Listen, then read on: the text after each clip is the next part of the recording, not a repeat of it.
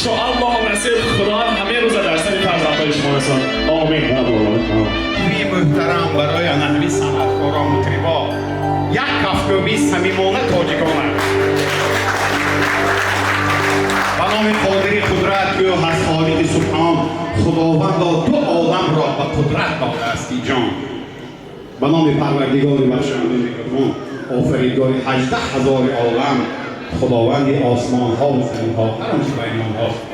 ای آرزوی جانم از ما سلام بادد، ای راحتی روانم از ما سلام بادد، ای لطفی لایزالی در غایتی کمالی پوشیده در خیالی از ما سلام بادد. ای بادی عنبری مو گر بگذری با آن کو بر گوشی بابای دولت علی گو از ما سلام بادد.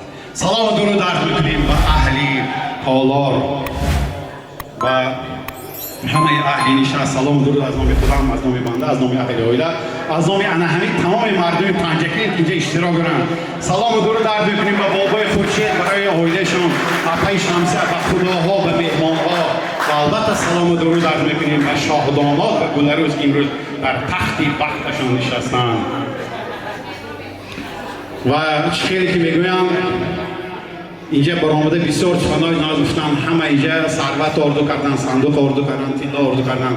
من برایش کیری تمنا میکنم که این گل عروس مادر شود. آرزو دارم نخست فرزندی او پسر شود. نامبردار پدر گردد میان مردمان، نام فرزندی نخستین نامی پیغمبر شود. یک کفگوبی برای کیلین داماد، برای انمی شاهداماد و در آخر برای دولت علی جان گپ بسیار برای کار از می تختشون با بختشون رهن و بوستانی آشیمان پرخنده با